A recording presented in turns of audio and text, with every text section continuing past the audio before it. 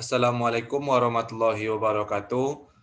Baiklah, di sini saya akan mempresentasikan UTS kewirausahaan yang berjudul Business Plan.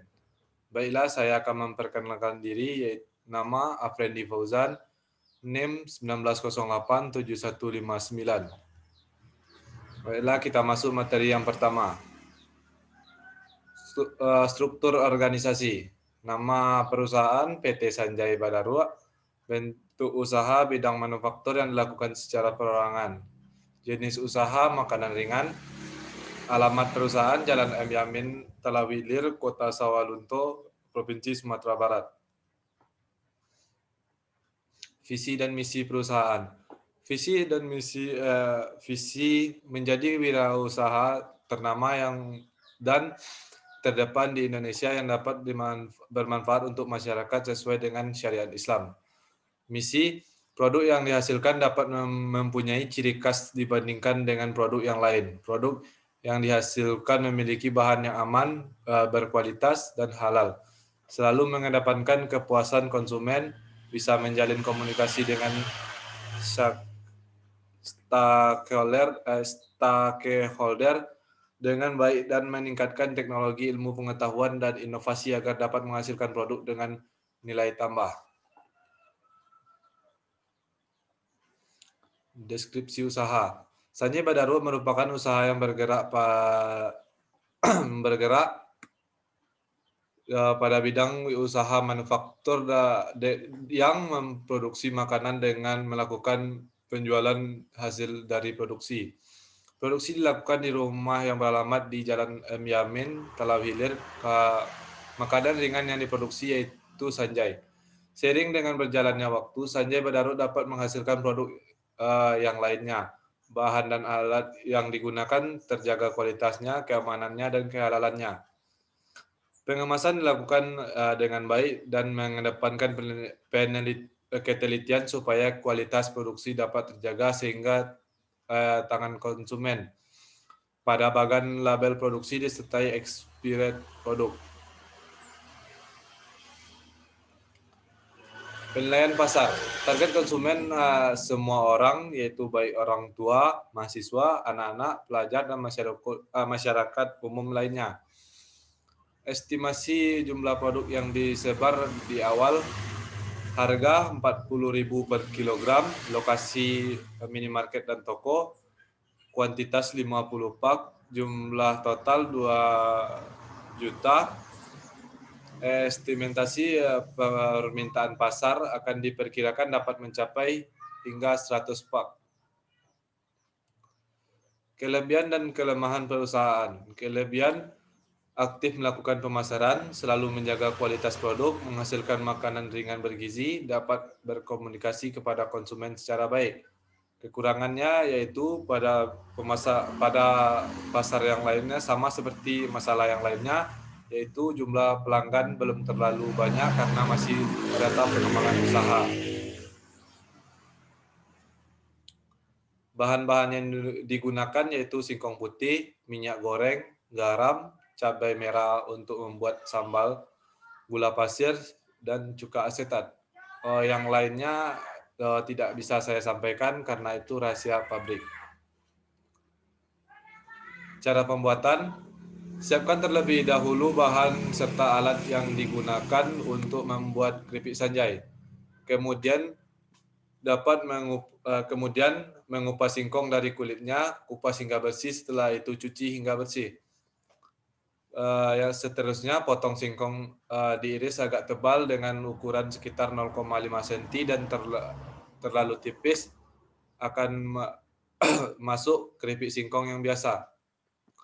Selanjutnya, potongan singkong dapat dibalur dengan sedikit garam serta direndam di dalam minyak goreng hingga semua bagian terendam.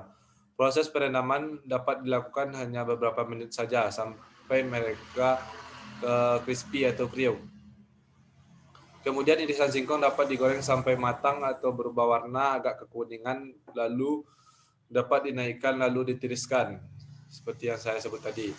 Selanjutnya dapat membuat sambal, yakni menghaluskan bawang putih, cabai merah, bawang putih, putih, garam, dan gula pasir. Jika telah halus, dapat ditambahkan cuka asetat dan diaduk-aduk hingga merata. Setelah semua sambal merata, dapat ditumis di wajan dengan menambahkan minyak goreng. Jika bumbu telah matang, maka dapat mengecilkan api. Di sini apinya tidak terlalu besar. Selanjutnya dapat memasukkan keripik singkong yang matang dalam larutan bumbu hingga terbalur merata. Jika telah merata, dapat mematikan api. Tunggu hingga sambal menjadi dingin. Setelah dingin, menyimpan keripik sanjai dalam kemasan atau dikemas langsung.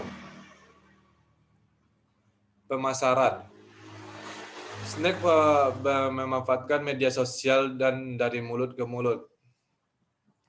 Pendapatan produk dipindahkan ke gudang selama 1 tahun adalah 650 kg.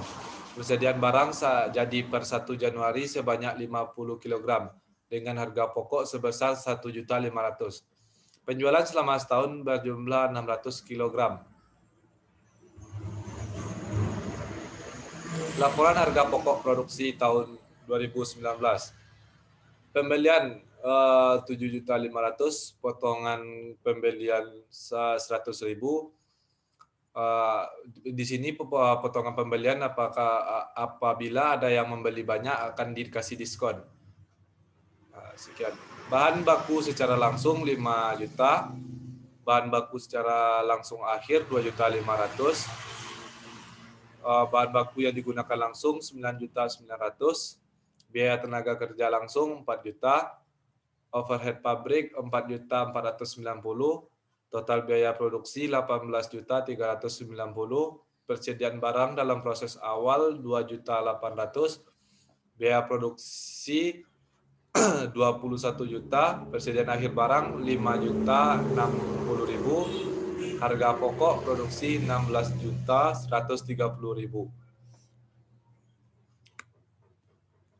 Yang kedua, laporan laba rugi. Yang penjualan 38.500.000, persediaan barang jadi awal 50 kg adalah 1.500.000. Harga pokok produksi 16.130.000. Barang tersedia dijual persediaan barang jadi akhir 100 kali 24.820 rupiah, jadi 2.482.000. Harga pokok penjualan 15.148.000. Laba kotor 23.352.000. Total beban operasi 19.500.000. Laba bersih sebelum pajak 3.852.000. Di sini 16.130.000 per 600 kg. Jadi 24.820 kg per coach. Sekian hasil presentasi dari saya. Apabila ada salah, saya mohon maaf. Wabillahi taufiq wa hidayah. Assalamualaikum warahmatullahi wabarakatuh.